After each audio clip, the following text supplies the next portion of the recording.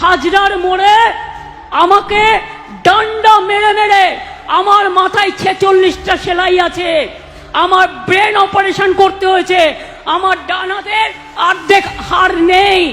যখন প্রথম মারে আমার গোল গোল করে রক্ত পড়ছে আমি দেখতে পাচ্ছি, দ্বিতীয় বাড়িটা যখন মারে আমি দেখি আমার বাদিক দুদিক ডান দিক রক্তে ভাসছে, তৃতীয়টা যখন মারে আমি জানি না অটোমেটিক্যালি আমার হাতটা ওপরে পড়ে গিয়েছিল, মাথায় উঠে গিয়েছিল, হয়তো ঈশ্বর আল্লাহ বাঁচিয়ে দিয়েছে। এবং তখন আমার হাতের মোটা হাতটা আলনার মেরে অর্ধেক চ্যাপটা করে দিয়েছিল।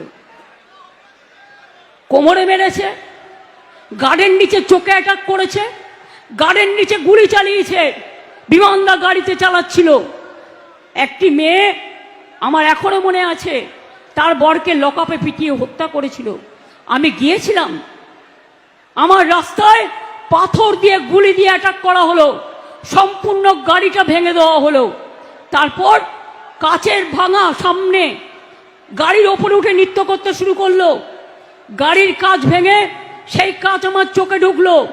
তারপরে তখন স্টিয়ারিং চলছে না, আমি বিমানদাকে বললাম, যিনি এখন স্পিকার, একদম গাড়ি চালাবেন না, আমি দেখতে চাই কত বড় ক্ষমতা, মারুক, দেখি ওরা পারে কিনা আমায় মারতে।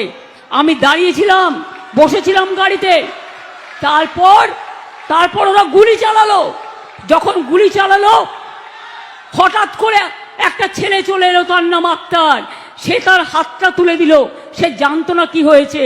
যে গুলিটা আমার কপালে লাগার কথা সেই গুলিটা ওর হাত ফুটো করে বেরিয়ে গেল। জেনে রাখবেন, সারা শরীরে এমন কোনো জায়গা নেই যেখানে আমার চোট নেই।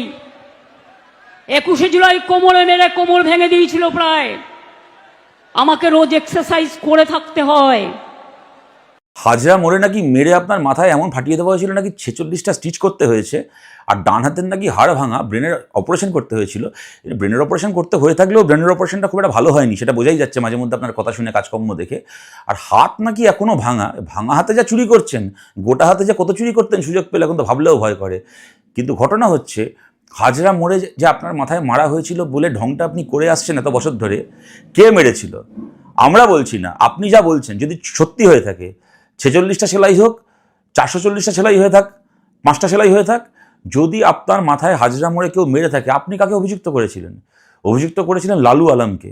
সেই সময় সেখানে লোকাল একটা স্থানীয় একটা সিপিআইএমের কর্মী ছিল। জ্যোতিবাবু বিধানসভায় দাঁড়িয়ে বলেছিলেন, পুলিশকে নির্দেশ দিচ্ছি অবিলম্বে গ্রেপ্তার করে আনতে হবে যারা এটা করেছে। পুলিশ গ্রেপ্তার করে কয়েকজনকে। জ্যোতিবাবু বিধানসভায় দাঁড়িয়ে তখন আবার বলেন যে কাদেরকে গ্রেপ্তার করতে বললাম, কাদেরকে করে আনলো, যে মেরেছে তাকে গ্রেপ্তার করতে হবে। এবং আপনি, কেউ মারতে দেখেনি, কিন্তু আপনি মমতা ব্যানার্জি যাকে অভিযুক্ত করেছিলেন, বলেছিলেন সে নাকি আপনার মাথায় লাঠির বাড়ি মেরেছিল। লালু আলমকে গ্রেপ্তার করে বামফ্রন্ট সরকারের পুলিশ, জেল খাটে। তারপরের গল্প কি? লালু আলমকে সিপিআইএম তাড়িয়ে দেয়। সেই লালু আলমকে আপনি আপনার দলে নিয়েছিলেন। তারপরে আপনি এখন ধর্মতলায় দাঁড়িয়ে বলছেন আপনার মাথায় লাঠি মারার গল্প।